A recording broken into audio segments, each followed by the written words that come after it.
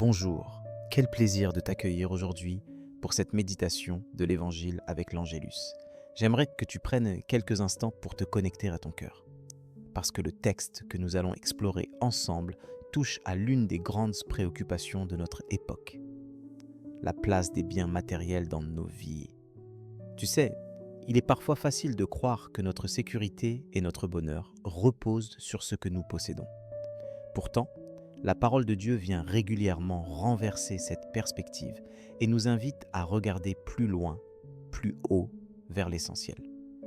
Aujourd'hui, Jésus pose une question de fond. Sur quoi construis-tu ta vie? Et qu'est-ce qui nourrit réellement ton âme? Le thème que nous abordons ensemble est celui de l'attachement à la richesse et à la recherche de sécurité dans ce monde. Peut-être que toi aussi, tu ressens parfois cette pression. Avoir plus, posséder, mettre de côté, t'assurer un avenir confortable. C'est normal, humain même. Mais Jésus, dans cet évangile, vient nous rappeler que la vraie vie ne se trouve pas dans l'accumulation, mais dans la relation, dans ce cœur à cœur avec Dieu.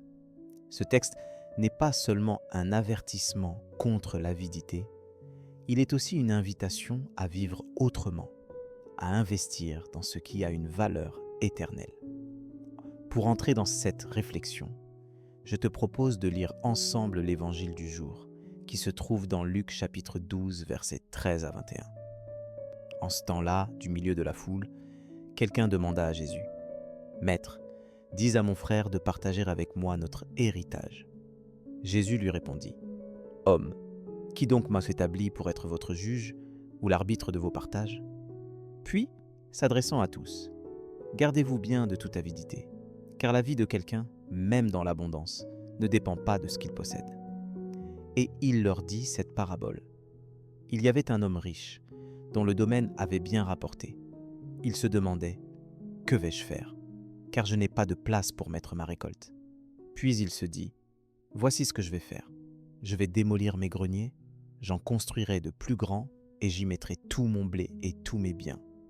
Alors je me dirai à moi-même, te voilà donc avec de nombreux biens à ta disposition, pour de nombreuses années.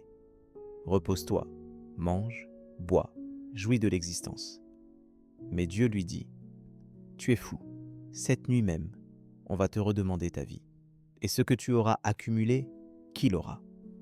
Voilà ce qui arrive à celui qui amasse pour lui-même, au lieu d'être riche en vue de Dieu. » Cet épisode, situé dans la marche de Jésus vers Jérusalem, nous montre un homme qui vient le voir pour une question très concrète de partage d'héritage.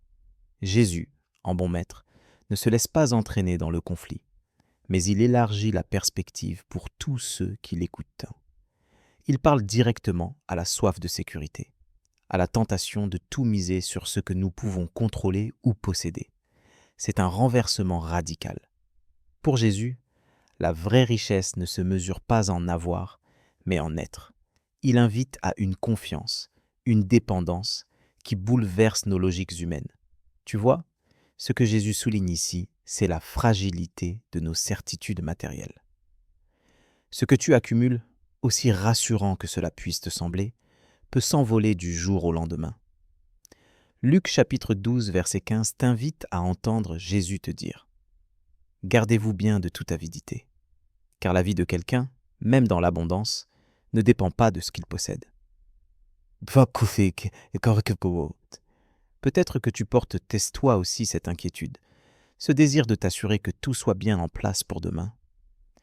Mais Jésus t'encourage à un autre type de richesse. Être riche à ses yeux, riche en amour, en foi, en partage.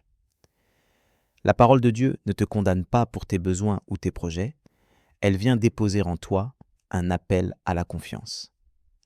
Souviens-toi de Matthieu chapitre 6, verset 33. « Cherchez d'abord le royaume de Dieu et sa justice, et tout cela vous sera donné par surcroît. »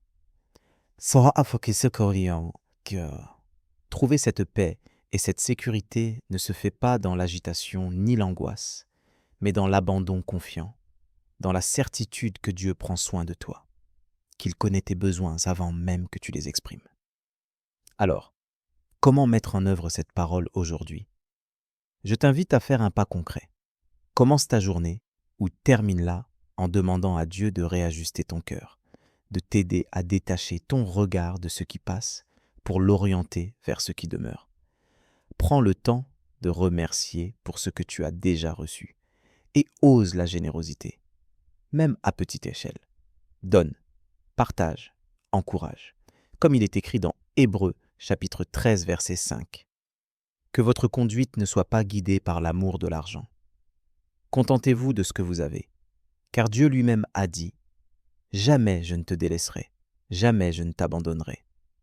Avant de conclure, je t'invite à te recueillir quelques instants avec moi dans la prière.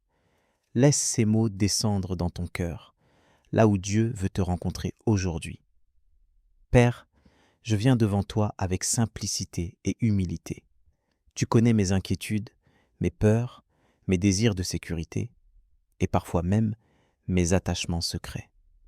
Je te demande pardon pour les moments où j'ai cru que mes biens, mes efforts ou mes plans pourraient me donner la vie vraie. Apprends-moi à vivre dans la gratitude, à reconnaître que tout ce que j'ai vient de toi et t'appartient. Seigneur, donne-moi la sagesse de regarder au-delà de l'apparence, de ne pas me laisser tromper par les promesses de ce monde. Aide-moi à bâtir ma vie sur toi, à investir dans ce qui porte du fruit pour l'éternité. Je t'ouvre mes mains et mon cœur. Viens les remplir de ta paix et de ta joie. Je choisis aujourd'hui, avec ton aide, de chercher d'abord ton royaume et ta justice.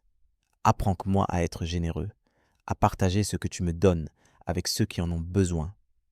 Rends-moi attentif aux occasions de faire le bien, même dans les petites choses. Père, je veux grandir dans la confiance, croire que tu prends soin de moi en toutes circonstances. Délivre-moi de l'angoisse du lendemain, de la peur de manquer, que ta fidélité devienne mon assurance la plus profonde.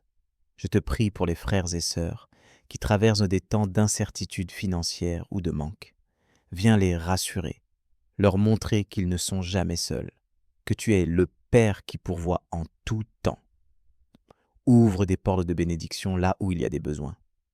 Merci de me rappeler que la vraie richesse se trouve dans la relation avec toi. Fais grandir en moi le désir de te connaître davantage, d'être transformé à ton image chaque jour. Garde-moi fidèle à ta parole. Fortifie ma foi dans les moments de doute. Enfin, Seigneur, que tout ce que je possède, tout ce que je réalise, soit utilisé pour ta gloire et le bien des autres. Que ma vie soit un reflet de ton amour et de ta générosité. Merci parce que tu m'invites à vivre en liberté, affranchi de l'emprise des choses, enraciné dans l'espérance qui ne déçoit jamais. Amen.